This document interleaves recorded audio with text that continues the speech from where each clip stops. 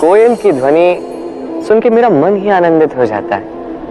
कोयल मुझे बड़ी ही प्रिय है। अब ऐसा ही एक और पक्षी है काक। एक है काक, एक है कोयल। इन दोनों में अधिक अंतर नहीं, किंतु कोयल की ध्वनि सुन के सबका मन प्रफुल्लित हो जाता है। कोयल समक्ष आती है तो मन शांत हो जाता है। वही काक समक्ष आता है तो व्यक्ति दूर जाने लगता है। अब ऐसा भला क्यों है? कारण है वाणी। कोयल की वाणी बड़ी ही मीठी, बड़ी ही मधुर होती, वही काक की वाणी अत्यंत कर्कश होती, और कर्कश वाणी सुनना किसी को प्रिय नहीं है। अब स्वयं से पूछे, कोई व्यक्ति आके आपसे बात करे, उसकी वाणी मीठी हो तो कितना अच्छा लगता है, कर्कश हो तो उससे दूर जाने का ही मन करेगा। तो बस आपकी भी वाणी इसी प्रकार मधुर रखिए, मीठी रखिए। ये मुझे भी बड़ा प्रिय है। और ये तब होता है जब मन में प्रेम, इस मन में प्रेम जागृत कीजिए, वाणी अपने आप मीठी हो जाएगी और कृष्ण स्वयं आपके निकट आएंगे और आपके साथ कहेंगे क्या? राधे राधे।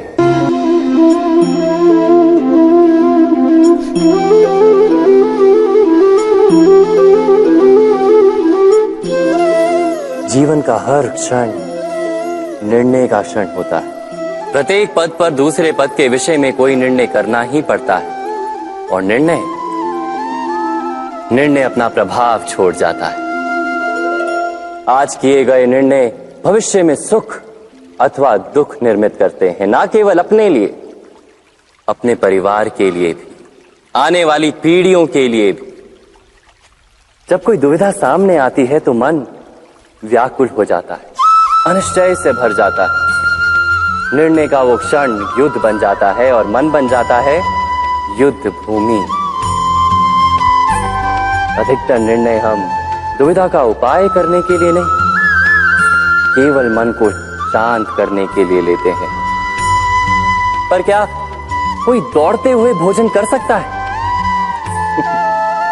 नहीं। तो क्या युद्ध से जूझता हुआ मन कोई योग्य निर्णय ले पाएगा?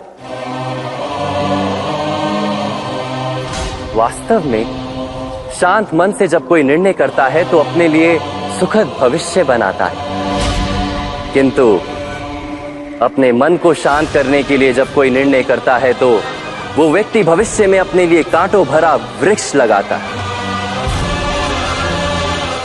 स्वयं विचार कीजिएगा।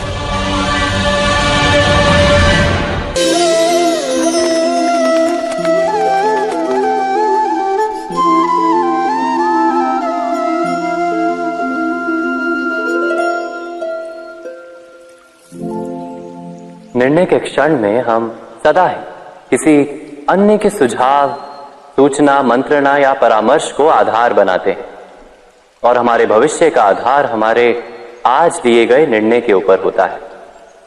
तो क्या हमारा भविष्य किसी अन्य के परामर्श, किसी अन्य के सुझाव का फल है?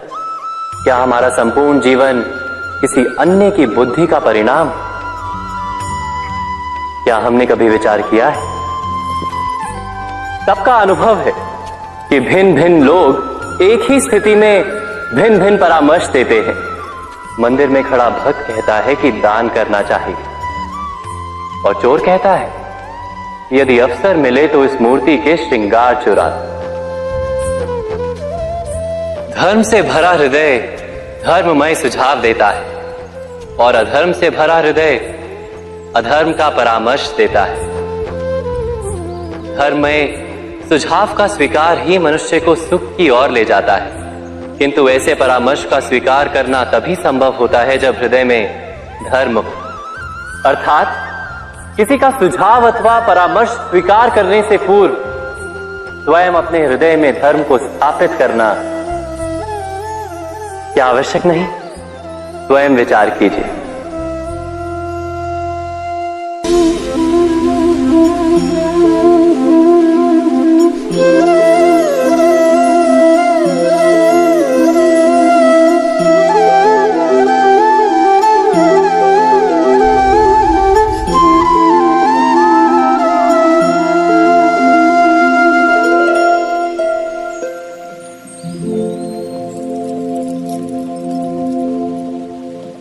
भविष्य के आधार पर सब आज का निर्णय लेना चाहते हैं।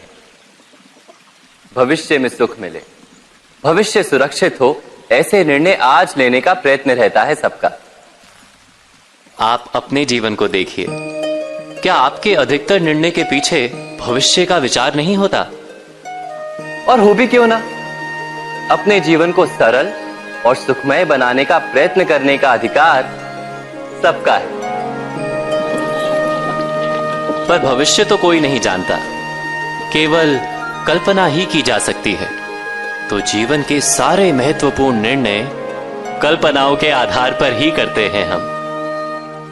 क्या निर्णय करने का कोई तीसरा मार्ग हो सकता है? विचार कीजिए।